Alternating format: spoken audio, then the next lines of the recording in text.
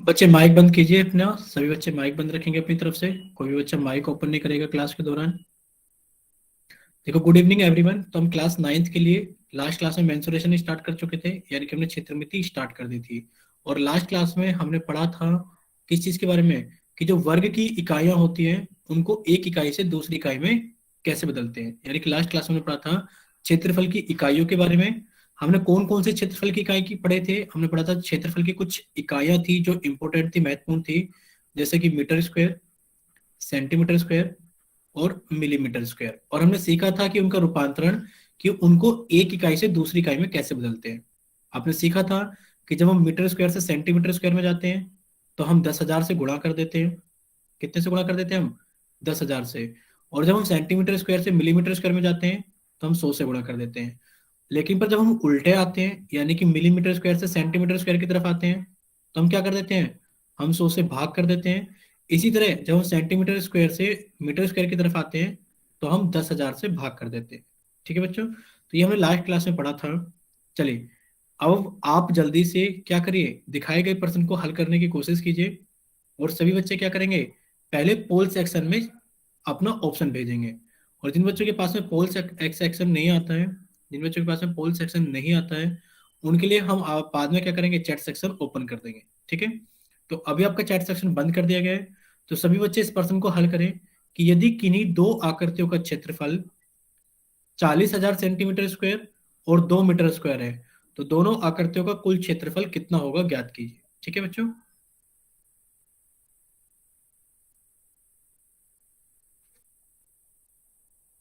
चलिए, आपको स्क्रीन पर एक प्रश्न दिखाया गया है, यानी कि आपसे पूछा गया है कि दो आकृतियों का क्षेत्रफल कितना कितना दिया गया है, 40,000 सेंटीमीटर स्क्वायर और 2 मीटर स्क्वायर। और आपसे पूछा गया है कि बताइए दोनों आकृतियों का कुल क्षेत्रफल कितना होगा।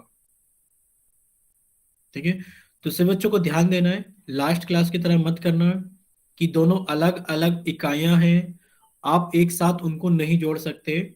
आप पहले उनको एक जैसी इकाई बना लेना। ठीक है, तो सभी बच्चे क्या करेंगे, जल्दी से इस प्रश्न को हल करेंगे और हल करने के बाद में पोल सेक्शन के अंदर जल्दी से वोट कर देंगे। और जिन बच्चों के पास में पोल का ऑप्शन नहीं आता है वो भी इसको जल्दी से हल करेंगे। और हल करने के बाद में अपना सही ऑप्शन अपनी कॉपी के ऊपर लिख लेंगे कि आपकी तरफ से कौन सा ऑप्शन सही है, ताकि जैसे ही चैट सेक्शन ऑन किया जाए तो आप भी अपना ऑप्शन जल्दी से भेज सके। बच्चे प्लीज माइक बंद, जितने भी बच्चे हो माइक बंद करके बैठेंगे।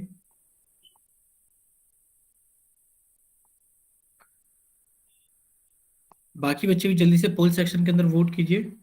काफी सारे बच्चों ने आंसर कर दिया है। अब बाकी बच्चे भी जल्दी से हल करेंगे और हल करने के बाद में पोल सेक्शन के अंदर वोट करेंगे।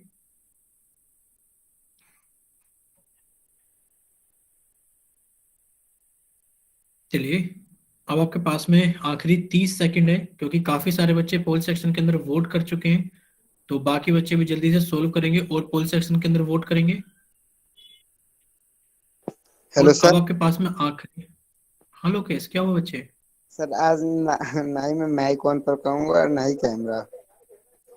सर मेरा ठीक है फोन। ठीक है, कोई बात नहीं। ठीक है सर। ठीक है ठीक है, तो सभी बच्चे जल्दी से पोल सेक्शन के अंदर वोट कर दीजिए अपने ऑप्शंस। चलिए, अब आपके पास में आखिरी 5 सेकंड है। 5, 4, 3, 2, 1। और अब जिन बच्चों के पास में पोल सेक्शन नहीं आता है वो जल्दी से जाइए चैट सेक्शन के अंदर। जिन बच्चों के पास में पोल सेक्शन नहीं आता है वो जल्दी से जाएंगे चैट सेक्शन के अंदर और वो अपनी तरफ से सही ऑप्शन भेजेंगे जल्दी से। जिन बच्चों के पास में पोल सेक्शन नहीं आता है वो जल्दी से जाएंगे चैट सेक्शन के अंदर।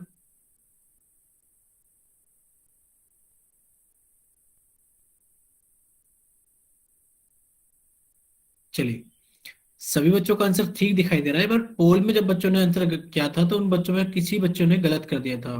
कुछ बच्चों ने क्या कर दिया था, गलत कर दिया था। चलिए देखते हैं। अब कोई भी बच्चा, देखो देव यादव, आपको हम क्लास से बाहर निकाल दें क्या, पहले ये बताओ। अगर आपको बोला हुआ है कि एक ही बार ऑप्शन भेजा करो, तो आपको क्या लगता है कि पता नहीं लगता कितनी बार ऑप्शन भेज रहे हो? अगर देव यादव आपने अगले क्वेश्चन का आंसर भी ऐसे ही किया तो आपको हम क्लास से बाहर निकाल देंगे। ठीक है, यदि दो आकृतियों का क्षेत्रफल क्रम से 40,000 सेंटीमीटर स्क्वायर और 2 मीटर स्क्वायर है, तो बताइए दोनों आकृतियों का कुल क्षेत्रफल कितना होगा। यानी कि आपको एक तो एरिया का मान दिया गया है कितना, 40,000 सर 6। सेंटीमीटर स्क्वायर, और एक एरिया का मान आपको दिया गया है कितना, दूसरा एरिया दिया गया आपको 2 मीटर स्क्वायर। आपसे पूछा गया है कि बताइए इन दोनों एरिया का कुल योग कितना होगा। तो अब आप ऐसा तो नहीं कर सकते कि जैसे कि आपसे पूछा जाए बताइए 2 रुपए और 50 पैसे कितने होंगे, तो आप इनको जोड़कर ना तो 52 रुपए बना सकते हो और ना ही 52 पैसे बना सकते हो, क्योंकि दोनों की इकाइयां अलग अलग हैं। इसी तरीके से आप देख रहे हो कि यहाँ पर भी क्या है, यहाँ पर भी इन दोनों की इकाइयां अलग अलग हैं, तो आप इनको डायरेक्ट तो नहीं जोड़ सकते। यानी कि जिस बच्चे ने 40,002 सेंटीमीटर स्क्वायर आंसर लगाया था उसका तो आंसर गलत हो गया, क्योंकि सेंटीमीटर स्क्वायर कैसे जोड़ सकते हो आप, इसके अंदर दो नहीं जोड़ सकते। यानी कि आपको इनकी इकाइयां सेम बनानी पड़ेगी। जब आप इनकी इकाइयां सेम बनाओगे तो आपने कहा कि जो एरिया एक है, यानी कि जो एरिया वन है, वो 40,000 सेंटीमीटर स्क्वायर है। कितना है वो, 40,000 सेंटीमीटर स्क्वायर। और आप जानते हो कि एक होता है मीटर स्क्वायर, एक होता है सेंटीमीटर स्क्वायर। हमें दिख रहा है कि हमें मीटर स्क्वायर में आना पड़ेगा। तो जब आप सेंटीमीटर स्क्वायर से मीटर स्क्वायर में आओगे तो आप कितने से भाग करोगे बच्चे, आप 10,000 से भाग कर दोगे। तो जब आप इसको 10,000 से भाग कर दोगे तो आपके पास में कितना आ जाएगा कट के, कि आपने कहा सभी जीरो कट जाएंगी और हमारे पास में बचेगा सिर्फ 4। कितना बचेगा हमारे पास में, सिर्फ 4। यानी कि आप कहोगे सर ये आ जाएगा 4 मीटर स्क्वायर। और जब आप एरिया एक को एरिया दो के साथ जोड़ दोगे तो 4 metre square plus 2 metre square कितना हो जाएगा हमारे पास में, 6 मीटर स्क्वायर। यानी कि हमारा ऑप्शन कौन सा सही हो जाएगा, ऑप्शन सी, 6 मीटर स्क्वायर हमारा सही आंसर होगा। अब आप जल्दी से हमें बताइए, अगर सभी बच्चों को समझ में आ गया है तो जल्दी से वाई टाइप करें कि हाँ सर हमें समझ में आ गया है। अगर किसी बच्चे को नहीं समझ में आया है तो वो जल्दी से एन टाइप करे, या फिर वो अपना माइक ओपन करके बताइए कि सर हमें यहां से समझ में नहीं आया है। ठीक है, सर हाँ जी, सर दोबारा समझाते, स्क्रीन चली गई थी।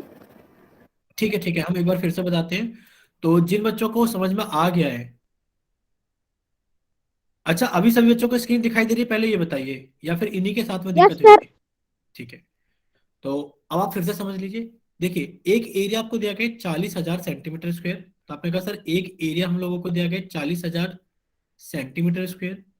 दूसरा एरिया हमको दिया गया 2 मीटर स्क्वायर, दूसरा एरिया दिया गया हमको 2 मीटर स्क्वायर। अब हम देख पा रहे हैं कि यहाँ सेंटीमीटर स्क्वायर है और यहाँ मीटर स्क्वायर है, यानी कि ये दोनों क्षेत्रफल एक दूसरे के साथ नहीं जुड़ सकते। तो हम क्या करेंगे, हम सेंटीमीटर स्क्वायर को मीटर स्क्वायर में ले आते हैं। हम जानते हैं कि मीटर स्क्वायर और सेंटीमीटर स्क्वायर में ये रिलेशन होता है कि जब हम सेंटीमीटर स्क्वायर से मीटर स्क्वायर में आते हैं तो हम 10,000 से भाग कर देते हैं। यानी कि अगर हम लिख दें कि इस वाले नंबर को हमें मीटर स्क्वायर में लेकर आना है तो हमें 40,000 को डिवाइड करना होगा 10,000 से, क्योंकि हम जानते हैं कि जब सेंटीमीटर स्क्वायर से मीटर स्क्वायर में आते हैं तो हम 10,000 से भाग करते हैं। इसको 10,000 से भाग करने पे कितना मिलेगा, आप कहोगे सभी जीरो कट जाएंगे तो बचेगा 4 मीटर स्क्वायर। कितना जाएगा, 4 मीटर स्क्वायर। अब आप जब एरिया वन को यानी कि क्षेत्रफल एक को क्षेत्रफल दो के साथ जोड़ोगे तो कितना आ जाएगा आपके पास में, आप कहोगे sir 2 metre square plus 4 metre square कितना हो गया हमारे पास में, सर 6 मीटर स्क्वायर। कितना हो गया, 6 मीटर स्क्वायर। तो आप कहोगे ऑप्शन सी, 6 मीटर स्क्वायर क्या है हमारा सही आंसर है। अगर आप सभी को अब समझ में आ गया तो जल्दी से वाई टाइप करें। अगर अभी किसी बच्चे को डाउट है तो वो या तो एन टाइप करे या अपना माइक ओपन करके बताइए। और जिन बच्चों का डाउट था उनको समझ में आ गया ना अभी, चलिए ठीक है। अब आप क्या करेंगे सभी बच्चे, जल्दी से अपनी कॉपी में हेडिंग डालेंगे। अभी क्या सर करेंगे, स्क्रीन दिखाई नहीं दे रही। अच्छा एक बात बताइए दीपांशु, आपको स्क्रीन दिखाई दे रही है ना, यस नो सर। सर। नहीं दिखाई दे रही किसी बच्चे को स्क्रीन, सर मुझे तो दिखाई दे रही है। दिखाई दे रही है। देखो अगर किसी बच्चे के साथ में ऐसा हो कि स्क्रीन ना दिखाई दे या आवाज ना सुनाई दे तो प्लीज ऐसा बोला मत करो कि स्क्रीन नहीं दिखाई दे रही है। आप क्या करो, क्लास को कट करके फिर से रिज्वाइन कर लिया करो बच्चे जल्दी से, ठीक है। सर कई बार मेरा भी चला जाता है, मैं कट करके रिज्वाइन कर लेता हूँ। हाँ, आपको ये हर बार बताते हैं, ये नेटवर्क की वजह से हो जाता है, तो आप क्लास को ना कट करके फिर से रिज्वाइन कर लिया करो, ठीक है बच्चों। चलिए अब आप जल्दी से कॉपी के अंदर हेडिंग डालेंगे कि आज हम #3 पढ़ेंगे, यानी कि आज हमारी तीसरी क्लास है और उसके अंदर हम पढ़ेंगे द्विविमीय आकृतियां, यानी कि हम पढ़ेंगे 2 डायमेंशनल शेप्स। अब 2 डायमेंशनल शेप्स का क्या मतलब होता है आप जल्दी से समझना, ठीक है। देखिए यहाँ पर देखो एक क्या लिखी हुई है, यहाँ पर एक परिभाषा लिखी हुई है। क्या लिखी हुई है? एक परिभाषा। इसको हम जल्दी से पढ़ते हैं फिर आपको समझा देते हैं। देखो, एक समतल या कागज, यानी कि आप एक कागज को लीजिए और उस पर, यानी कि एक कागज पर खींची जा सकने वाली आकृतियां, यानी कि वो आकृति जिन्हें आप एक कागज पर खींच सकते हो, यानी कि वो आकृति जिन्हें आप एक कागज पर बना सकते हो, जिनकी केवल लंबाई और चौड़ाई होती है, उन्हें द्विविमीय आकृति यानी कि 2D शेप्स कहा जाता है। यानी कि आपकी कॉपी के अंदर एक पेज है और आपके हाथ में एक पेन है, तो आप क्या करें, इस पेन से इस कॉपी के ऊपर यानी कि पेज के ऊपर जो भी आकृति बनाओगे वो आपकी क्या कहलाएगी? 2D शेप कहलाएगी, यानी कि वो क्या कहलाएगी? आपकी द्विविमीय आकृति कहलाएगी। ठीक है, यानी कि विमाओं का मान होता है कि उसके अंदर क्या होंगी? दो अलग अलग डायमेंशन होंगी। ठीक है, अब आप कह सकते हैं सर कॉपी पे तो हम कुछ भी बना सकते हैं। बिल्कुल, आप इस कॉपी के ऊपर कुछ भी बनाइए, आप त्रिभुज बनाइए, वृत्त बनाइए, या फिर आप गुलाब का फूल बनाने की कोशिश कीजिए इस तरीके से। यानी कि आप जो भी बनाओगे वो क्या कहलाएगा? आपका 2D शेप कहलाएगा। देखो हमारे पास में क्या होता है, एक तो 2D शेप होता है, एक हमारे पास में 3D शेप होता है। यानी कि 2D का मतलब क्या है कि उसके में दो विमाएं होंगी। दो विमाओं का मतलब क्या है कि उसके अंदर लंबाई होगी और उसके अंदर चौड़ाई होगी। लेकिन फिर जो 3 डायमेंशन होता है उसके अंदर तीन विमाएं होती हैं, कि लंबाई होगी, चौड़ाई होगी और ऊंचाई हाइट। भी होगी, हाइट। ठीक है, इतना समझ में आया? जैसे कि जिस कमरे में आप बैठे हो, इस कमरे की कुछ लंबाई भी है, कुछ चौड़ाई भी है, और इस कमरे की कुछ ऊंचाई भी है।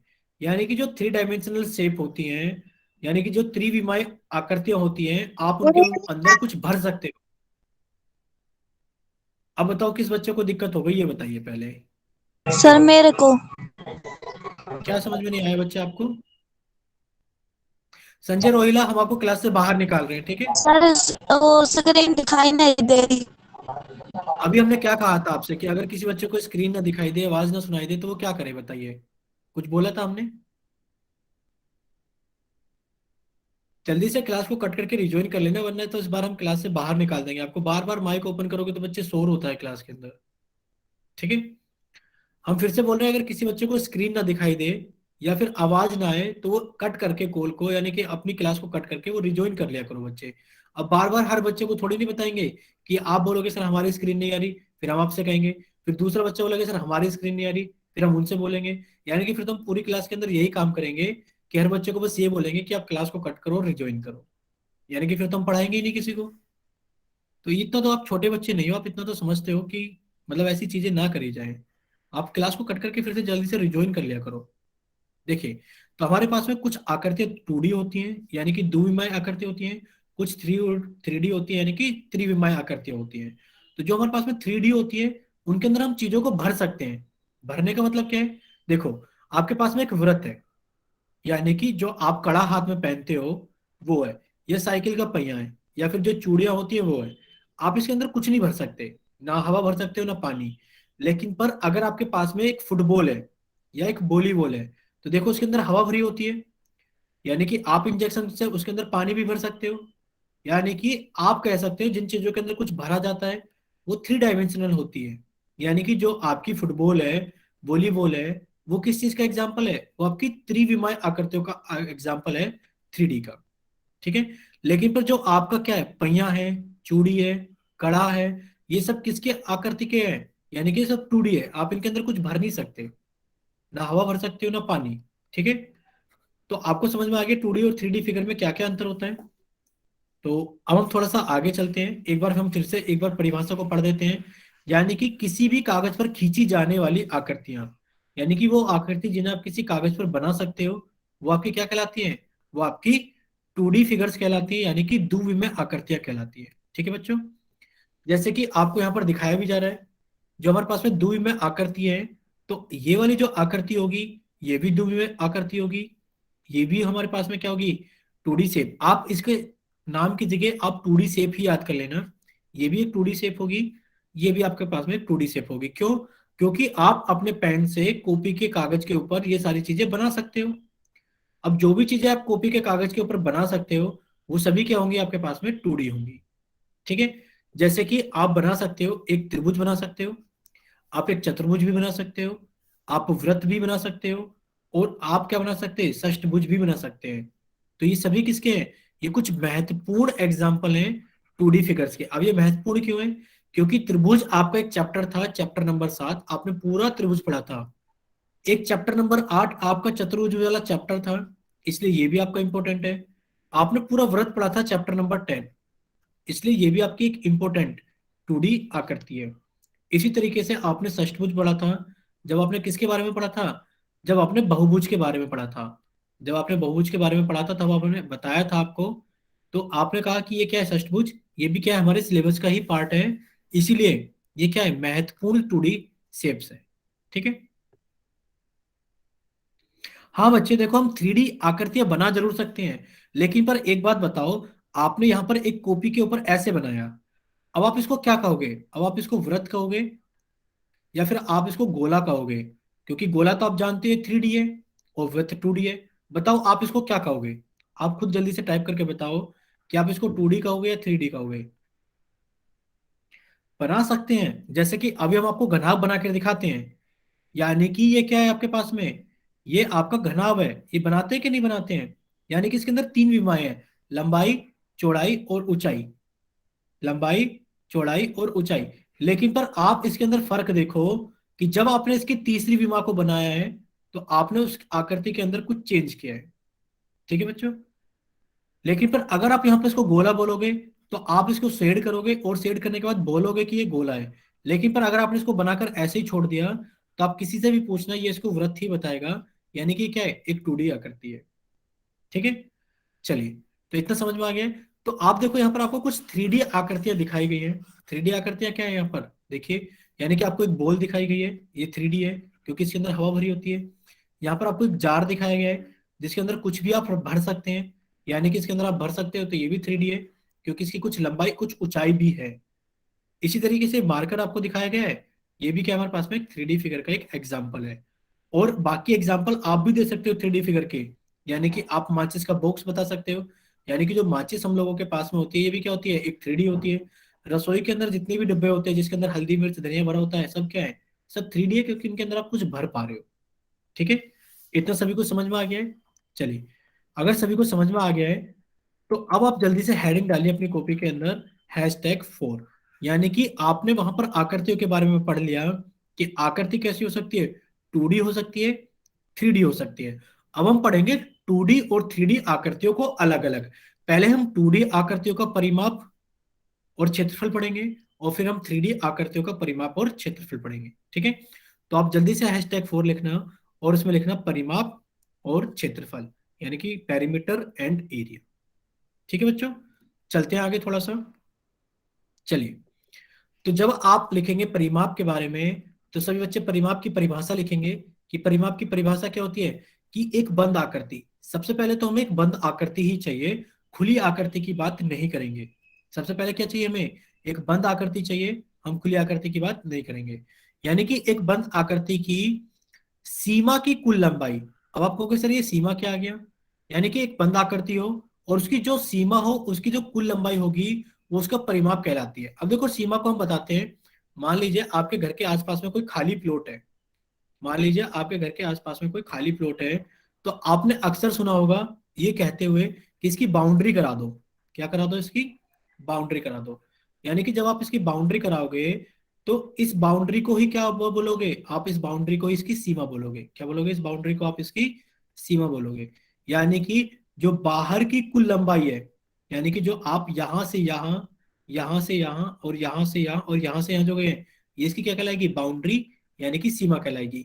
और अगर इस बाउंड्री को आप नाप दोगे, यानी कि अगर आप इसकी कुल लंबाई निकाल दोगे, तो ये क्या कहलाएगी, इसका परिमाप कहलाएगी। क्या कहलाएगी, इसका परिमाप। जैसे कि यहाँ पर आपको एक त्रिभुज दिखाया गया है, अगर आपसे पूछे बताइए इस त्रिभुज का परिमाप क्या होगा, तो आप क्या कहोगे, सर इस त्रिभुज का जो परिमाप होगा, आप ए से चलना शुरू करो, बी पे जाओ, बी से आप सी पे जाओ और सी से फिर आप ए पर आ जाओ। तो ये जो आपने सीमा की जो कुल लंबाई होगी, यानी कि A B plus B C plus C A, यानी कि जो आपके सीमा की जो कुल लंबाई होगी, यानी कि जो बाउंड्री होगी, जो ये कुल लंबाई होगी बाउंड्री की, ये आपकी क्या कहलाएगी, परिमाप कहलाएगी। क्या कहलाएगी, ये परिमाप कहलाएगी। ठीक है। एबीसी नहीं, यानी कि A B plus B C plus C A, यानी कि जो भुजाओं का योग होगा। आप इंग्लिश में इसकी डेफिनेशन लिख भी सकते हैं यानी कि sum of all the sides of a closed figure, sum of all sides of a closed figure, यानी कि एक बंद आकृति की सभी भुजाओं का सम। ठीक है, यहां पर आपको दिखाया गया है कि अगर ये त्रिभुज एबीसी है, अगर आप इसकी सभी भुजाओं को जोड़ दोगे तो आपका क्या बन जाएगा, परिमाप बन जाएगा। ठीक है, चलिए आपका यहाँ पर एक महत्वपूर्ण बिंदु ये है कि सभी बच्चे स्टार लगा के लिखेंगे। क्या चीज, हम हमेशा बोलते आए हैं कि जो परिमाप होता है, हम हमेशा बोलते आए हैं कि जो परिमाप होता है वो सदैव किस में निकाला जाता है, इकाई मात्रक में निकाला जाता है। इकाई मात्रक का मतलब क्या है, इकाई मात्रक का मतलब ये होता है, इकाई मात्रक का मतलब क्या होता है, इकाई मात्रक का मतलब ये होता है कि अगर ए बी का मान मान ले 2 सेंटीमीटर है, बीसी का मान मान ले 3 सेंटीमीटर है, और एसी का मान मान ले 4 सेंटीमीटर है, तो आप खुद बताओ सभी भुजाएं किस में दी गई है, सेंटीमीटर सेंटीमीटर सेंटीमीटर। तो जो इसका परिमाप होगा वो होगा 2 centimetre plus 3 centimetre plus 4 centimetre. यानी कि जब आप जोड़ोगे तो 2 + 3 5, 5 + 4 9, और इसे सेंटीमीटर ही आपका आंसर आ जाएगा। अगर किसी बच्चे को ऐसा लगता है कि सर त्रिभुज की भुजाएं तो ऐसी भी हो सकती है ना, यहाँ पे लिख दिया 2 मीटर, यहाँ लिख दिया 3 मीटर, और यहाँ लिख दिया हमारे पास में सेंटीमीटर, कितना लिख देते हैं, 40 सेंटीमीटर। बच्चे बिल्कुल लिखा जा सकता है, लेकिन पर आप ये तो बताओ हमें कि इनकी इकाइयों को बदलना सीखा है कि नहीं सीखा है। आप कहोगे सर सीखा है, यानी कि मीटर को सेंटीमीटर में और सेंटीमीटर को मीटर में करने के लिए इसीलिए तो सीखा था, ताकि आप इनका क्या कर सको, इस्तेमाल कर सको। ठीक है, चलिए तो इतना अगर सभी को समझ में परिमाप होता है वो हमेशा किस में आता है, इकाई मात्रक में ही आता है। यानी कि जो परिमाप होता है त्रिभुज का नहीं, वो किसी भी आकृति का परिमाप हो, वो किसी भी आकृति का परिमाप हो, ठीक है, वो सदैव किस में नापा जाता है, वो सदैव इकाई मात्रक में नापा जाता है। ठीक है, अगर सभी को समझ में आ गया है तो अब हम आगे चलते हैं, क्योंकि सभी का वाई टाइप होकर आ गया है। चलिए अब आप यहाँ पर देखिए, अगर हम कुछ अलग अलग उदाहरण देखें, जैसे कि यहाँ पर आपको एक ये चतुर्भुज दिखाया गया है। क्या दिखाया गया है आपको, एक चतुर्भुज। प्लीज बच्चे कोई टाइप नहीं करेगा, फिर आप टाइप करते रह जाते हो, फिर आप कहते हो कि सर समझ में नहीं आया। चलिए इसे बच्चे सामने देखिए स्क्रीन पर, यहाँ पर आपको एक चतुर्भुज दिखाया गया है। यानी कि अगर आपसे इस चतुर्भुज का परिमाप पूछा जाए तो आप क्या कहोगे, सर बिंदु पी से चलना शुरू करते हैं, पहले पी से क्यों गए, फिर क्यू से आर गए, आर से एस गए, और एस से पी पर गए। यानी कि अगर हम इसकी बाउंड्री को जोड़ देंगे, तो यानी कि अगर इसकी सभी भुजाओं को जोड़ देंगे तो हमारे पास में क्या आ जाएगा, इसका परिमाप आ जाएगा। इसी तरीके से अगर हम इस पंचभुज का परिमाप निकालेंगे तो हम क्या करेंगे, इसकी पांचों भुजाओं को जोड़ देंगे। जब हम इसकी पांचों भुजाओं को जोड़ देंगे तो हमारे पास में क्या आ जाएगा, हमारे पास में पंचभुज का परिमाप आ जाएगा। ठीक है, चलिए अब हम चलते हैं थोड़ा सा आगे, क्योंकि बहुत आसान सी चीज थी। बट चलो जब इतना हो गया है तो आप बच्चे जल्दी से हमें कुछ आंसर बता दो, जल्दी जल्दी। देखो यहाँ पर आपको एक त्रिभुज दिखाया गया है, आप इस त्रिभुज का जल्दी से आंसर बता दो कि इसका परिमाप कितना होगा, जल्दी से। अगर हम कह दें कि इस त्रिभुज का नाम है ए बी सी, और ये भुजा हमारे पास में 3 सेंटीमीटर है, ये 4 सेंटीमीटर है, और ये 5 सेंटीमीटर है, तो जल्दी से बताओ त्रिभुज एबीसी का परिमाप कितना होगा, त्रिभुज एबीसी का परिमाप कितना होगा। सभी बच्चे बताएंगे त्रिभुज एबीसी का परिमाप कितना होगा, कमेंट सेक्शन में टाइप कीजिए। ठीक है, आप इसके आगे ना यूनिट जरूर लिखा करें, क्योंकि क्षेत्रमिति चल रही है और क्षेत्रमिति में इकाइयों का बड़ा खेल है। ठीक है, तो सभी बच्चे इकाइयों की तरफ पूरा ध्यान देंगे। चलिए यानी कि आपके पास में आ गया कि त्रिभुज एबीसी का जो परिमाप होगा वो होगा sir 3 centimetre plus 4 centimetre plus 5 centimetre. यानी कि आपने क्या किया, सभी भुजाओं को आपस में जोड़ दिया। जब आप जोड़ दोगे तो 3 + 4 7, और 7 और 5 12, और आप जानते हैं कि जो परिमाप होता है वो हमेशा इकाई मात्रक में निकाला जाता है। कितना आ गया, 12 सेंटीमीटर। ठीक है, चलिए सभी बच्चों को समझ में आ गया, वेरी गुड, सभी का आंसर भी आ गया। अब हम बात करें अगर क्षेत्रफल की, कि क्षेत्रफल क्या होता है, तो देखो क्षेत्रफल को अगर हम बात करें तो हम क्या कहेंगे कि क्षेत्रफल एक बंद आकृति द्वारा घेरे गए तल के भाग या क्षेत्र को दर्शाता है। यानी कि अगर हमने लास्ट वृत्त पढ़ा था, तो ये अगर वृत्त है तो ये जितना भी स्थान घेर लेगा, ये जितना भी स्थान घेर लेगा ये इसका क्षेत्रफल कहलाएगा। क्या कहलाएगा, क्षेत्रफल। जैसे कि मान लो आपके घर के आसपास में कोई पार्क है, तो इस पार्क में ये जो पूरा का पूरा एरिया होता है जहाँ आप खेलते हो, घास लगी होती है, पेड़ होते हैं, झूले लगे होते हैं, ये पूरा का पूरा जितना भी स्थान इस पार्क ने घेर रखा है, ये इस पार्क का क्या कहलाता है? ये इस पार्क का क्षेत्रफल कहलाता है। ठीक है, ये क्या कहलाता है? ये इस पार्क का क्षेत्रफल कहलाता है। चलिए अब आगे चलते हैं क्षेत्रफल के बारे में। यानी कि क्षेत्रफल के बारे में अगर यहाँ पर आपको एक चतुर्भुज दिखाया गया है, तो इस चतुर्भुज ने जितना भी स्थान घेर लिया है, ये क्या कहलाएगा? इस चतुर्भुज का क्षेत्रफल कहलाएगा। ठीक है, और क्षेत्रफल के लिए आप सभी बच्चे स्टार लगा के एक महत्वपूर्ण बिंदु लिखेंगे कि जो क्षेत्रफल होता है, कि जो क्षेत्रफल होता है वो हमेशा वर्ग इकाई मात्रक के साथ लिखा जाता है। किसमें लिखा जाता है? वो हमेशा वर्ग इकाई मात्रक के साथ में। अब इसका मतलब क्या है? इसका मतलब कुछ ऐसा है कि मान लो इस चतुर्भुज की भुजाएं सेंटीमीटर में दे रखी है, तो इसका जो क्षेत्रफल आएगा वो सेंटीमीटर के वर्ग में आएगा। इसका जो क्षेत्रफल आएगा वो किस में आएगा? सेंटीमीटर के वर्ग में आएगा। अब आप हमें जल्दी से बताएंगे सभी बच्चे, आपको क्षेत्रफल के बारे में इतनी चीजें पता लग गई है, यानी कि कोई भी आकृति जितना स्थान घेरती है, कोई भी आकृति जितना स्थान घेरती है वो उसका क्षेत्रफल कहलाती है, और क्षेत्रफल हमेशा वर्ग इकाई मात्रक के साथ लिखा जाता है। ठीक है, चलिए वेरी गुड। अच्छा, हम एक चीज और बताते हैं, जैसे कि आपकी किताब है और आपने इस किताब को आपने एक मेज के ऊपर रख दिया, तो ये जो किताब इस मेज का जो भी क्षेत्र, यानी कि जो भी भाग, जो भी स्पेस को घेर लेगी, वो इस भाग, इस बुक का क्या कहलाएगा? क्षेत्रफल कहलाएगा। ठीक है, चलिए इतना अगर समझ में आ गया है तो यहाँ पर कुछ उदाहरण दिखाए गए हैं। जैसे कि यहाँ पर आपको एक चतुर्भुज दिखाया गया है और इस चतुर्भुज के द्वारा घेरा गया स्थान, देखो यहाँ पे शेड कर दिया है पूरा नीले रंग से, तो इस चतुर्भुज के द्वारा घेरा गया स्थान क्या कहलाएगा? इस चतुर्भुज का क्षेत्रफल कहलाएगा। और क्षेत्रफल हमेशा किस में निकाला जाता है?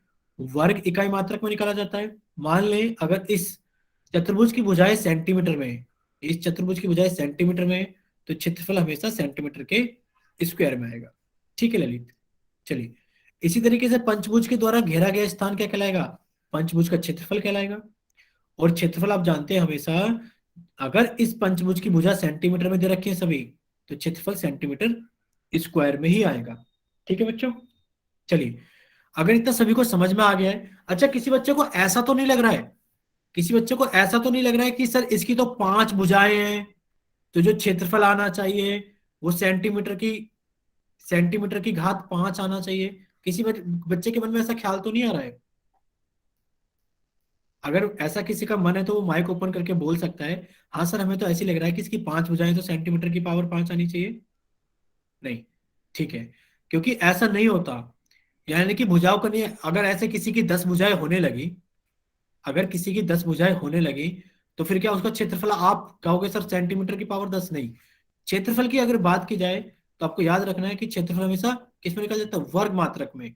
यानी कि अगर सेंटीमीटर में भुजाएं हैं तो सेंटीमीटर, अब चाहे उसकी 100 भुजाएं क्यों ना हो जाए। ठीक है, हाँ एरिया कैसे निकालें ये तो हम पढ़ेंगे, एरिया कैसे निकालें ये तो हम पढ़ेंगे बच्चे। आप इतना क्यों टेंशन ले रहे हो अभी से कि एरिया कैसे निकालते हैं? चलिए अगर इतना सभी को समझ में आ गया है तो अब हम क्या करते हैं, सभी का चैट सेक्शन बंद कर देते हैं। चैट सेक्शन बंद करने की वजह आपको पता है कि आपकी स्क्रीन पर एक प्रश्न आ गया है, आप इस प्रश्न को हल करें, और हल करने के बाद में प्रश्न नंबर 8 का जल्दी से क्या करें? पोल सेक्शन के अंदर वोट करें कि इसका सही ऑप्शन कौन सा है। चलिए आपसे पूछा गया कि बताइए दिए गए त्रिभुज का परिमाप कितना होगा। यानी कि आपको एक आकृति दिखाई गई है त्रिभुज की और आपसे पूछा गया है कि बताइए इस त्रिभुज का परिमाप कितना होगा। अब आप सभी बच्चे जल्दी जल्दी प्रश्नों के आंसर करेंगे। ठीक है, बहुत आसान आसान से प्रश्न है, बहुत सारी चीजें पढ़ी हुई है। जिन बच्चों को समझ में आ गया है ठीक है, जिन बच्चों को समझ में नहीं आया है वो क्या करेंगे, वो यहीं पर साथ के साथ सीखेंगे कि हम परिमाप कैसे निकालते हैं जब हम आपको समझाएंगे। ठीक है,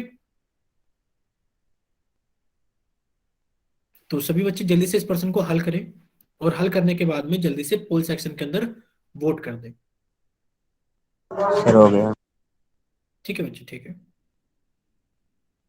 हाँ अभी काफी सारे बच्चे नहीं कर पाते हैं जल्दी सर जल्दी। हमारा भी हो गया। ओके, बच्चे माइक ओपन करने की जरूरत नहीं है, ऐसे क्लास के अंदर सो रही होता है।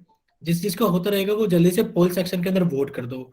और अगर आपको ऐसा लग रहा है कि सर हमारा हो गया है और पोल सेक्शन हमारे पास में नहीं आता है, हम अभी जस्ट थोड़ी देर में 1-2 मिनट के अंदर आपका जल्दी से चैट सेक्शन ओपन कर देंगे।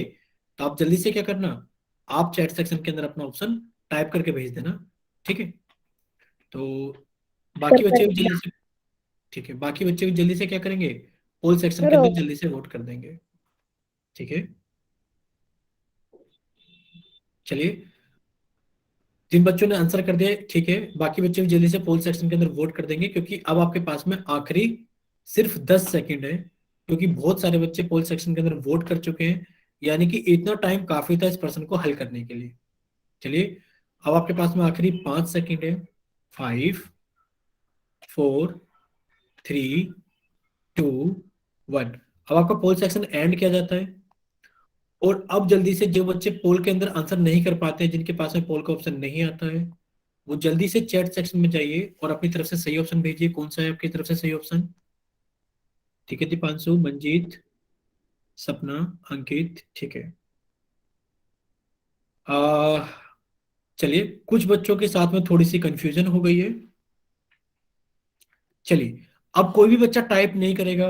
अब सभी बच्चे सामने स्क्रीन पर देखेंगे, अब कोई भी बच्चा टाइप नहीं करेगा, वरना फिर आप बाद में कहोगे सर समझ में नहीं आया। और अब सभी बच्चे सामने देखेंगे स्क्रीन पर। मान लो इस त्रिभुज का हम नाम दे दें ABC। तो आप क्या कहोगे कि सर इस त्रिभुज का जो परिमाप होगा, इस त्रिभुज का जो परिमाप होगा वो कितना होगा? सर भुजाओं का योग AB plus BC plus CA। चलिए सभी का मान भर देते हैं। AB का मान कितना हो गया? 5.5 सेंटीमीटर, प्लस BC का मान कितना हो गया? 4.5 सेंटीमीटर, प्लस CA का मान कितना हो गया? 7। यानी कि इन सभी को जोड़ो और जो परिमाप आएगा वो सेंटीमीटर में आएगा। कोई बच्चा अपना माइक ओपन कर रहा है क्या, बताइए। चलिए, तो आप इन सभी को जोड़िए, पीछे सेंटीमीटर लिख दीजिए, क्योंकि परिमाप तो सेंटीमीटर में ही आएगा। अब आप देखो 5.5 में अगर 4.5 जोड़ोगे तो कितना हो गया? 10, और 10 और 7 कितना हो गया? 17 सेंटीमीटर। अब आंसर आएगा सेंटीमीटर के अंदर। अब आपका पहला 17 सेंटीमीटर स्क्वायर गलत है, क्योंकि परिमाप हमेशा किस में आता है? इकाई मात्रक में आता है, वो कभी भी वर्ग मात्रक में नहीं आता। दूसरा ऑप्शन आपका सही है, क्योंकि भुजाएं हमें सेंटीमीटर में दे रखी थी। दीपांशु, जो ये बच्चा है गौरव, गौरव के नाम से क्लास ज्वाइन की है ना इसने? सर नहीं देखा। ठीक है, तो गौरव, हमने देखा है आपको। अगर आपने इस बार अगर आपने माइक ओपन किया तो हम वार्निंग देंगे, अगली बार आपको क्लास से बाहर निकाल देंगे और क्लास के अंदर बिल्कुल एंट्री नहीं देंगे। ठीक है गौरव, जिस भी बच्चे ने गौरव के नाम से क्लास ज्वाइन की है वो चीजों को समझना, हम अगली बार वार्निंग नहीं देंगे किसी को। चलिए, देखो, यहाँ पर जो परिमाप आएगा वो किस में आएगा? 17 सेंटीमीटर, यानी कि आपका मीटर भी गलत है। और जिन बच्चों ने 17.5 सेंटीमीटर आंसर किया था, वो हमें ये नहीं समझ में आया कि वो जोड़ नहीं पाए थे क्या सही से। देखो यहाँ 5.5 था, 5.5 के अंदर 4.5 जोड़ोगे तो कितना हो जाएगा? 10, और 10 और 7 17। यानी कि आपका विकल्प बी, यानी कि ऑप्शन बी क्या है आपका सही आंसर है? 17 सेंटीमीटर। अगर सभी बच्चों को समझ में आ गया है तो जल्दी से वाई टाइप करो। अगर किसी बच्चे को कोई डाउट है या तो वो एन टाइप करे या फिर अपना वो माइक ओपन करके बताइए। सर हाँ जी, सर ये तो बोलिए पॉइंट भूमिका। का तो पॉइंट में आंसर आना चाहिए। ये पॉइंट में आंसर नहीं आएगा। अच्छा एक बात बताओ, मान लो आपके पास में 2.5 रुपए थे और आपकी दीदी के पास में 1.5 रुपए थे, तो क्या जोड़ के ये पॉइंट में आएगा? नहीं, 2.5 रुपए और 1.5 रुपए तो कितने हो जाएंगे? 4 रुपए हो जाएंगे ना भूमिका। Yes sir. हाँ, मतलब आपने तुक्का लगाया है कि पॉइंट वाला आंसर एक ही है, चलो इसी पे जाके दबा देते हैं। ऐसा नहीं करना है, ठीक है। अब आपको समझ में आ गया ना 17 सेंटीमीटर क्यों इसका आंसर है? क्योंकि आपको सिर्फ जोड़ना है, और अगर आप जोड़ नहीं पाते हो तो जल्दी से हमें बताओ कि आप जोड़ ही नहीं पा रहे हो। चलिए आगे चले भूमिका, या बताएं? Yes sir. चले आगे, सर ठीक है। तो इसका सही आंसर कितना है? 17 सेंटीमीटर। देखो आपने अगर पॉइंट वाले नहीं जोड़ पाते हो तो बस याद रखो कि पॉइंट के नीचे पॉइंट आता है, ऐसे याद रखना कि पॉइंट के नीचे पॉइंट आता है। जैसे 5.5 है, अगर आप लोग आपको उसके अंदर 4.5 जोड़ना है तो पॉइंट के नीचे पॉइंट लिखा, 5 और 5 10 होते हैं, कैरी लगाया एक, 6 और 4 10 हो गया, यानी कि आपका आंसर आ गया 10। अगर कोई कहने लगे कि 5.5 के अंदर बताइए 0.400 या फिर 44 जोड़कर, आपको यही करना है कि पॉइंट के नीचे पॉइंट आता है, यानी कि 5.5। अब ये पॉइंट इसी के नीचे आएगा, इधर 0, ये 44 है तो 44 लिखो इसको, और आप जोड़ दो। 0 + 4 4 होते हैं, 5 और 4 9 होते हैं, आपने डेसिमल लगाया और 5। आप जोड़ भी सीख सकते हो।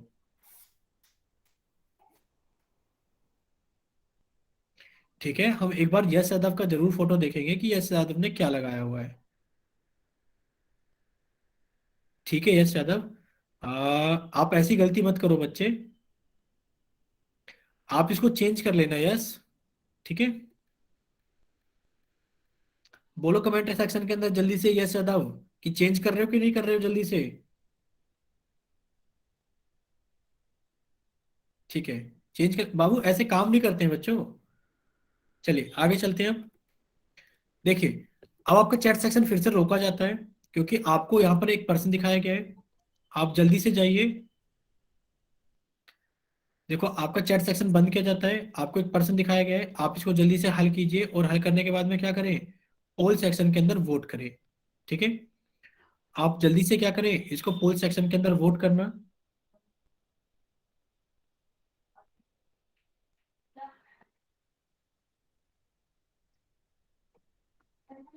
देखो, आपसे पूछा गया है कि नीचे दी गई आकृति ABCEDA का परिमाप ज्ञात कीजिए, जहां पर ABCD क्या है, एक आयत है। आयत के बारे में आप जानते हो कि आयत की आमने सामने वाली भुजाएं कैसी होती है, बराबर होती है। आयत में आपने पढ़ा था, जब आपने चतुर्भुज वाला चैप्टर पढ़ा था, चैप्टर नंबर 8, तो आप जानते हो कि जो आयत होता है उसके आमने सामने की भुजाएं कैसी होती है, बराबर होती है। तो नीचे आपको एक आकृति दिखाई गई है और पूछा गया है कि बताइए इस आकृति का परिमाप कितना होगा।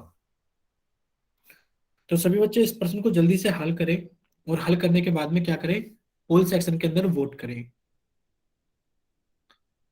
आप अपना सही ऑप्शन जल्दी से क्या कर देंगे, पोल सेक्शन के अंदर वोट कर देंगे। कर दिया सर। और ठीक है, और जिन बच्चों के पास में पोल का ऑप्शन नहीं आता है वो भी इस प्रश्न को जल्दी से हल करें और हल करने के बाद में अपनी कॉपी के ऊपर बनाकर लिख लेना कि आपकी तरफ से सही ऑप्शन कौन सा है। और जैसे ही चैट सेक्शन ओपन किया जाए वैसे ही आप अपनी तरफ से सही ऑप्शन भेज देना कि सर हमारी तरफ से सही ऑप्शन ये है।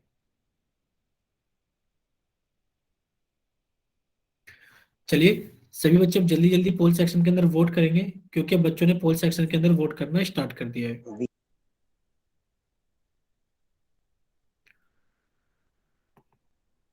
सभी बच्चे जल्दी जल्दी पोल सेक्शन के अंदर वोट करेंगे।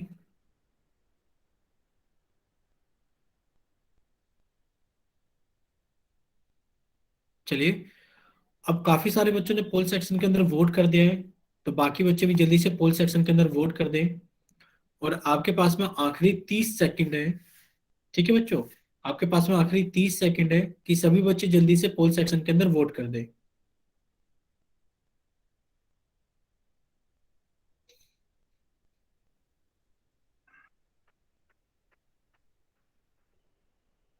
चलिए, बाकी बच्चे भी जल्दी से क्या करें, पोल सेक्शन के अंदर वोट कर दें। ठीक है, अब आपके पास में आखिरी 10 सेकंड है। अब आप सभी के पास में आखिरी 10 सेकंड है। सभी बच्चे जल्दी से पोल सेक्शन के अंदर वोट कर दीजिए जिनके पास में भी पोल का ऑप्शन आता है। अभी कुछ बच्चे रह गए हैं, 2-3 बच्चे, उन्होंने पोल सेक्शन के अंदर वोट नहीं किया है, पिछली बार किया था। जल्दी से सही बच्चे पोल सेक्शन के अंदर वोट कर दें। चलिए, अब आपके पास में आखिरी 5 सेकंड है। 5, 4, 3,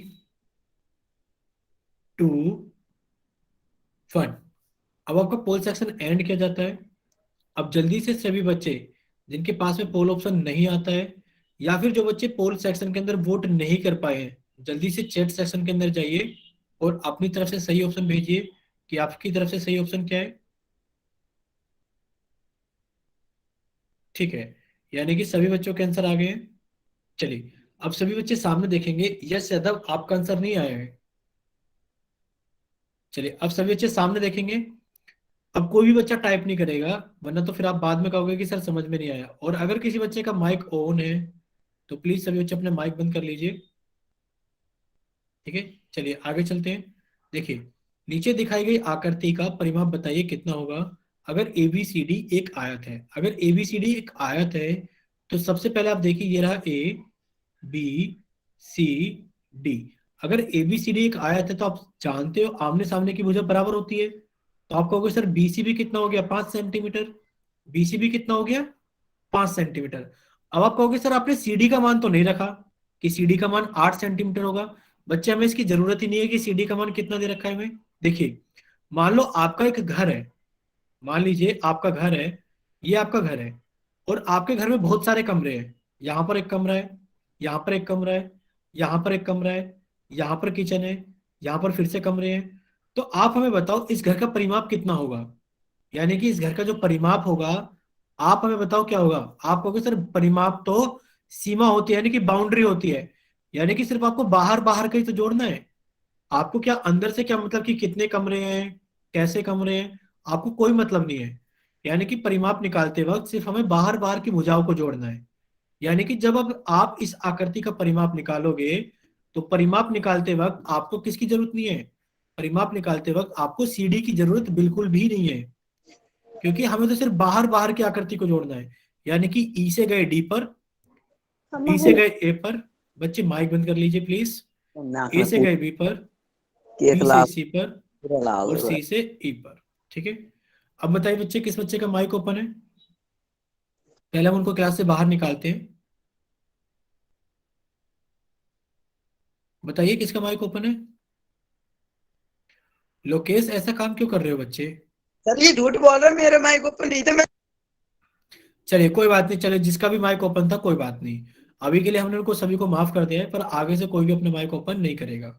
ठीक है, चलिए अब सभी बच्चे सामने देखेंगे स्क्रीन पर, ऐसा कोई नहीं करेगा। ठीक है, देखिए अब आपने कहा सर इसका परिमाप निकालना है, कोई बात नहीं, अब किसी की भी गलती हो हम किसी को बाहर नहीं निकाल रहे, क्योंकि हम नहीं चाहते किसी बच्चे को नुकसान हो। तो अगर आप इसका परिमाप निकालोगे तो कितना हो जाएगा, आपने कहा सर ED को जोड़ दो, यानी कि आपने कहा सर ED प्लस, फिर आप कहोगे सर DA को जोड़ दो, हमने कहा DA प्लस, फिर आप कहोगे सर AB को जोड़ दो, AB प्लस, फिर आपने कहा सर BC को जोड़ दो, BC प्लस, और फिर आपने कहा सर CE को जोड़ दो, CE। अब सभी के मान रख दीजिए, 4 centimetre plus 5 centimetre plus 8 centimetre plus 5 centimetre plus 3.5, और जब आप सभी को जोड़ दोगे तो आप जानते हैं कि परिमाप किस में आता है, एक सिर्फ इकाई में आता है, इकाई मात्रक में, तो आपने सेंटीमीटर लिख दिया।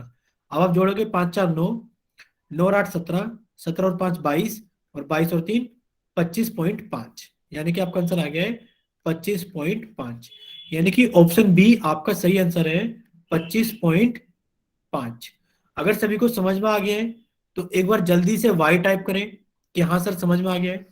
अगर सभी बच्चों को समझ में आ गया है तो एक बार जल्दी से Y टाइप करें कि हाँ सर समझ में आ गया है। अगर किसी बच्चे को कोई डाउट है तो वो N टाइप कर सकते हैं, या फिर अपना माइक ओपन करके बता सकते हैं कि सर हमारा कोई डाउट है। ठीक है, सभी को समझ में आ गया, चलिए आगे चलते हैं। यानी कि यहां तक आप सभी को समझ में आ गया है कि इस आकृति का परिमाप कितना है, 25.5 सेंटीमीटर है। चलिए अब आप सबसे पहले अपनी कॉपी के अंदर हेडिंग डालिए कि हम परिमाप के बारे में पढ़ रहे हैं। अभी तक तो हमने आकृतियों का परिमाप पढ़ा, लेकिन पर अब हम पढ़ेंगे पेरीमीटर ऑफ ट्रायंगल्स। क्या पढ़ेंगे, पेरीमीटर्स ऑफ ट्रायंगल्स के अलग अलग टाइप के ट्रायंगल्स होते हैं, और हम क्या पढ़ेंगे, अलग अलग टाइप के ट्रायंगल्स का परिमाप निकालना सीखेंगे। ठीक है, सभी बच्चे अपनी कॉपी के अंदर हेडिंग डालेंगे कि अब हम पढ़ेंगे त्रिभुजों का परिमाप। ठीक है, चलिए आगे चलते हैं। तो देखो त्रिभुज का परिमाप क्या होता है, आप डेफिनेशन लिख लेना कि त्रिभुज की तीनों भुजाओं की कुल लंबाई, तीनों भुजाओं की कुल लंबाई त्रिभुज का परिमाप होती है। यानी कि अगर आपके पास में एक त्रिभुज है तो आप इसकी तीनों भुजाओं को जोड़ दो, तीनों भुजाओं की लंबाई को जोड़ दो। मान लेते हैं इसकी भुजा कितनी दे रखी है, नाम दे देते हैं PQR। इसका मान 2 सेंटीमीटर, इसका मान 3 सेंटीमीटर और इसका मान 4 सेंटीमीटर है। तो अगर आपसे कोई पूछे कि बताइए इसका परिमाप कितना होगा, तो आप कहोगे सर जो इसका परिमाप होगा वो हो जाएगा PQ plus QR plus RP, और आपने जोड़ा कितना हो गया, 2 सेंटीमीटर प्लस 3 प्लस 4, तो कितना आ गया हमारे पास में, 9 सेंटीमीटर। ठीक है, ये तो हमें समझ में आ गया सर त्रिभुज का परिमाप कैसे निकालते हैं। अगर सभी को समझ में आ गया है तो एक बार Y टाइप करो। अगर किसी बच्चे को इसमें भी कोई डाउट है तो वो N टाइप करे, अपना माइक ओपन करके बताइए यहाँ पर कोई डाउट है तो। चलिए इतना सभी बच्चों को समझ में आ गया, ठीक है। अब आप एक काम करिए, आप अपनी कॉपी को उठाकर रिवाइज कीजिए जल्दी से, सभी बच्चे रिवाइज करेंगे। ये तो त्रिभुज का परिमाप हमें समझ में आ गया कि सर त्रिभुज की तीनों भुजाओं का योग, यानी कि हमने जोड़ दिया A plus B plus C को, तो त्रिभुज का परिमाप आ गया। लेकिन पर आप एक चीज बताइए कि भुजाओं के आधार पर त्रिभुज कितने प्रकार के होते हैं, जल्दी से बताएंगे कमेंट सेक्शन में कि भुजाओं के आधार पर त्रिभुज कितने प्रकार के होते हैं। बताइए कि भुजाओं के आधार पर त्रिभुज कितने प्रकार के होते हैं। 3 प्रकार के होते हैं। ठीक है, सभी को पता है ना 3 प्रकार के होते हैं, कौन कौन से होते हैं। एक आप कहोगे सर समबाहु त्रिभुज, कौन सा होता है, समबाहु त्रिभुज। ठीक है, एक हमारे पास में होता है समद्विबाहु। बच्चे माइक बंद करो प्लीज, ऐसे ना हम लोग परेशान हो जाते हैं, दूसरे बच्चे भी। सभी बच्चे अपना माइक बंद रखेंगे। ठीक है, कोई भी बच्चा अपना माइक ओपन नहीं करेगा, क्योंकि सिर्फ एक बच्चे की वजह से सभी पूरी क्लास डिस्टर्ब होती है। ठीक है, देखिए एक आपको पता है समबाहु त्रिभुज होता है, एक आपके पास में पता है समद्विबाहु त्रिभुज होता है, समद्विबाहु त्रिभुज होता है, और एक आपका हो गया सर विषम बाहु त्रिभुज होता है। क्या होता है हमारे पास में, विषम बाहु त्रिभुज होता है। ये सारे त्रिभुज हमने पढ़े थे कि भुजाओं के आधार पर होते हैं। अब भुजाओं की बात क्यों की जा रही है, क्योंकि आप कह रहे हो सर जो परिमाप होता है त्रिभुज का, भुजाओं की कुल लंबाई का योग होता है, यानी कि भुजाओं को निकालो और उनको जोड़ दो, यानी कि हमें भुजाओं की जरूरत है। इसलिए हमने भुजाओं की बात की है कि भुजाओं के आधार पर त्रिभुज कितने प्रकार के होते हैं। ठीक है, तो सबसे पहला त्रिभुज आपको दिखाई दे रहा है समबाहु त्रिभुज। अब समबाहु त्रिभुज कैसा होता है, सर समबाहु त्रिभुज वो वाला त्रिभुज होता है जिसकी तीनों भुजाएं समान होती है। सर समबाहु त्रिभुज वो वाला त्रिभुज होता है जिसकी तीनों भुजाएं क्या होती है, बराबर होती है, समान होती है। जैसे कि मान लो अगर ये हमारे पास में 2 सेंटीमीटर है, और अगर ये समबाहु त्रिभुज है, अगर ये समबाहु त्रिभुज है तो ये भी 2 सेंटीमीटर होगी और ये भी 2 सेंटीमीटर होगी। और अगर आपसे कोई इसका परिमाप पूछ ले कितना होगा, तो आप कहोगे सर इस त्रिभुज का जो परिमाप होगा वो होगा A B plus B C plus C A, यानी कि कितना आ गया 2 प्लस 2 प्लस 2, और ये कितना आएगा सेंटीमीटर। अब हमने आपको कितनी बार बताया हुआ है कि जब हम एक ही नंबर को बार बार जोड़ते हैं, जब हम एक ही नंबर को बार बार जोड़ते हैं तो हम उस नंबर को लिख लेते हैं, और कितनी बार जोड़ा, 1 2 3, तो 3 से गुणा कर देंगे। अब आप जानते हो ये कितना आ गया हमारे पास में 6 सेंटीमीटर। अगर इसी तरीके का एक छोटा त्रिभुज हमें दे दिया जाए जो हमने हरे रंग से बनाया है, और इसकी भुजा अगर हमें x दे दी जाए, इसकी भुजा कितनी दे दी जाए कि ये x सेंटीमीटर है, ये भी x सेंटीमीटर है, और ये भी x सेंटीमीटर है, तो आप बताओ इसका परिमाप कितना हो जाएगा। आप कहोगे सर जो इसका परिमाप हो जाएगा वो x plus x plus x हो जाएगा। और आप जानते हो कि किसी भी नंबर को अगर हम बार बार जोड़ते हैं तो उस नंबर को ऐसे लिख देते हैं और गुणा कर देते हैं, कितनी बार जोड़ा, 1 2 3। आपने कहा सर 3 गुणा x, यानी कि अगर समबाहु त्रिभुज की एक भुजा दे दी जाए तो आप उसका परिमाप निकाल सकते हो, यानी कि आप उसको 3 से गुणा कर दो। ठीक है, अगर इतना सभी को समझ में आ गया है तो एक बार जल्दी से y टाइप करो, फिर हम आपसे एक पर्सन पूछ लेते हैं। ठीक है, इतना समझ में आ गया है ना सभी को। चलिए, अगर इतना समझ में आ गया तो वेरी गुड। अब हम आपसे एक प्रश्न पूछ लेते हैं कि बताइए समबाहु त्रिभुज का परिमाप कितना होगा। बताइए समबाहु त्रिभुज का परिमाप कितना होगा अगर इसकी एक भुजा की लंबाई 7 सेंटीमीटर है। बताइए समबाहु त्रिभुज का परिमाप कितना होगा अगर इसकी एक प्रत्येक भुजा की लंबाई 7 सेंटीमीटर है। तो बताइए इसका परिमाप कितना होगा।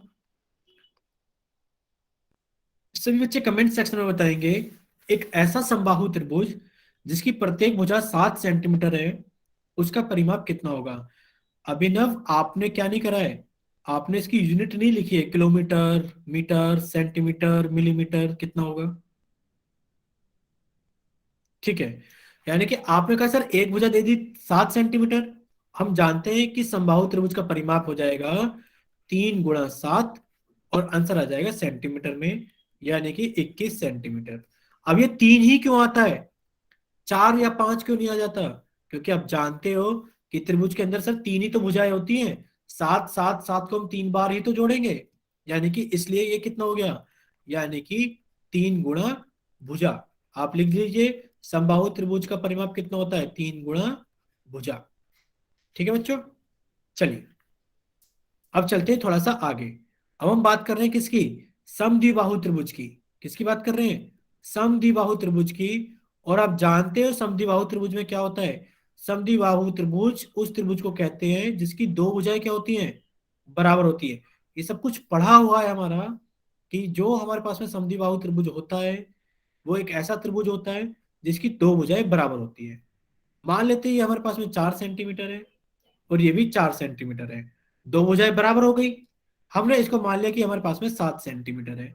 अगर आपसे कोई कहे बताइए समद्विबाहु त्रिभुज का परिमाप कितना होगा, तो आप कहोगे sir 4 centimetre plus 4 centimetre plus 7 centimetre, यानी कि दो भुजाएं तो हमेशा बराबर होंगी क्योंकि ये समद्विबाहु त्रिभुज है। तो आपने कहा 4 + 4 8, 8 + 7 15 सेंटीमीटर।